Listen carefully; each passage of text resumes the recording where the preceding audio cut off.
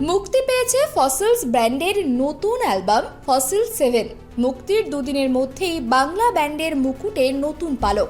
আন্তর্জাতিক music platform আইটিউনসে 1 নম্বরে জায়গা করে নিল অ্যালবামটি।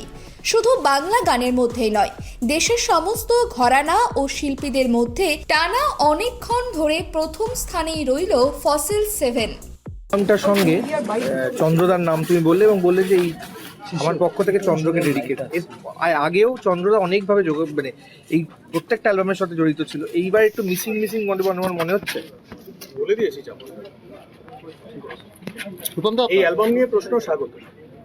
রূপমদা, কিউয়ের সাথে তো অনেক দীর্ঘদিন বাদে কাজ, লেপচার পর বোধহয় এইটাই কাজ। তো মানে কিরকম ডিফারেন্সটা কিরকম, মানে তখন কিরকম কাজ করতে অভিজ্ঞতাটা ছিল আর এখন কোনো ডিফারেন্স নেই। একটু আগে বলছিলে যে ফসল যা করে তাই দেখে অন্যরা কপি করে বা তারপরে কপি করে তারপরে করে ফলো করে। তো ওই যে একটা মানে নিজের আত্মবিশ্বাস, এইটা আসলে কি ফুল টিম থেকে পাওয়া? এটা কোনো আত্মবিশ্বাস না, এটা যা দেখেছি তাই বললাম।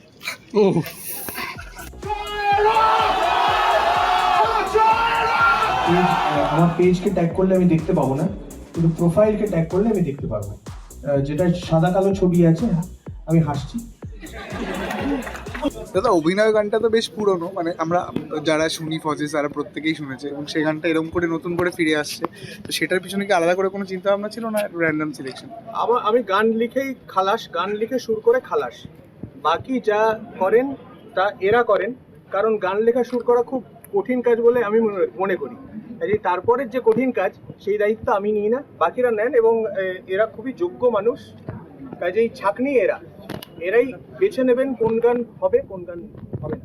মানে এরা বলতে এদের মধ্যে আমিও আছি, আমিও তখন ছাঁকনির পর্যায়ে চলে যাই। কিন্তু আমরা ফসিলস একযোগে 5 জন একযোগে কাজ করেই আমরা গান বেছে নিই।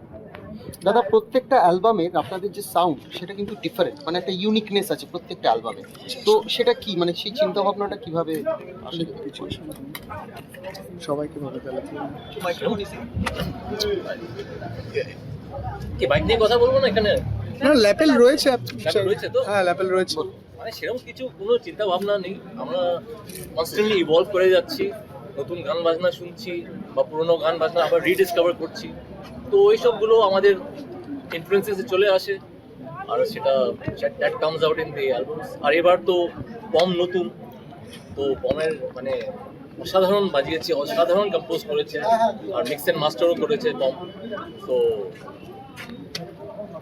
রূপমদের ভাবনা চিন্তাটা কি হতো খোলা ছাদের নিচে রিলিজ করার আগেই শুনলেন যারা ভালোবাসেন, ফসিলসের ফ্যামিলি বলবে, অনুরাগী নয়, তো এটা নিয়ে কি বলবে? এটা ভীষণ ইউনিক ওর আইডিয়া। ওটা এই যে লিসনিং পার্ট। হ্যাঁ, মানে ভাবছিলাম আমরা সব সময় নতুন কিছু একটা ভাবতে থাকি, মানে যেটা আগে হয়নি বা যেটা হয়তো অন্যরা করে আমরা সেটাকে ইমপ্লিমেন্ট করতে পারি। তো বেস্ট প্র্যাকটিস শেয়ারিং যেটা বলে, হ্যাঁ বাংলায়। তো এবারও আমরা ভাবছিলাম শো করব না কিভাবে রিলিজ করব, তো আমরা ভাবলাম যে listening party is a good idea. সেই অনুযায়ী মানে উইথ দ্যাট ফ্যান্সের সাথে একটা ইন্টারাকশনও হয়ে যাবে। তো দ্যাট ওয়াজ দ্য আইডিয়া। আন্তর্জাতিক বাজারে এই জিনিসটা আছে প্রচলিত, বাংলায় নেই। বাংলায় নেই বলেই আমরা বললাম তা কিন্তু নয়।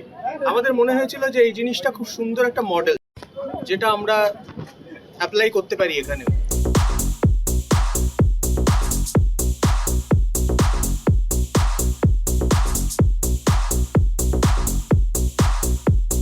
রৌনক লিখেছি। এইবার আমি যদি কারো তোমাদের কখনো বলছি, দাদা, ভারতীয় রক কালচারে মানে আপনারা একজন মানে গোটা ভারতবর্ষেই একটা খুব বড় জায়গা দখল করে আছেন, এবং আগামী প্রজন্মের কাছে এটা একটা ইন্সপিরেশন, আপনারা একটা ইন্সপিরেশন। তো কি বলতে চান তাদেরকে, নতুন প্রজন্মে যারা রক নিয়ে একটু কালচার করছে তাদেরকে? কিছু বলার নেই, কিছু বলার নেই। আমরা আমাদের কাজ করে যাব, যদি মানুষের ভালো লাগে তারা শুনবেন, ভালো না লাগলে শুনবেন। এতদিন ধরে ভালো লাগছে নিশ্চয়ই। কাজে থ্যাংক ইউ সো মাচ। রূপমদের শুধু ভালো লাগছে না, ভালো লাগাতেও হয়, সেটা সব মানে চালিয়ে যাওয়াটা বেশ কঠিন। সেটা তুমি যদি একটু বলো, মানে এই যে কঠিন কাজটা তো ওদের ডিপার্টমেন্ট, আমরা তো সঙ্গীত করব বলেই জন্মেছি। কাজেই যদি সত্যি ভালো লাগাটা কঠিন হয় সেটা অডিয়েন্সের ডিপার্টমেন্টই চায়, কিন্তু আমার মনে হয় খুব কঠিন বোধহয় নয়, ওরা বলবেন না খুব কঠিন, ওদের কাজে লাগছে জীবনে তাই।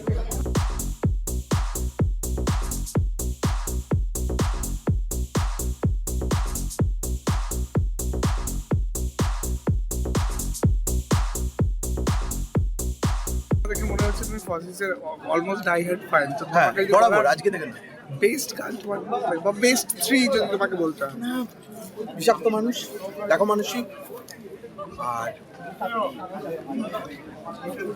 আর অনেকগুলো আমাকে এখন 5-6টা নাম মাথার ভেতরে আসছে। কিন্তু এগুলোর মধ্যে যদি একটা গানকে বেছে নিতে বলি কোনটাকে বেছে বিষাক্ত মানুষ। আর এই অ্যালবামে যে কটা শুনলে সে তার মধ্যে থেকে নতুন কোনটার মধ্যে কোনটা ভালো লাগলো? অভিনয় অভিনয় তো ক্লাসিক। অনুষ্কা জোয়ারদারের রিপোর্ট, KTV বাংলা।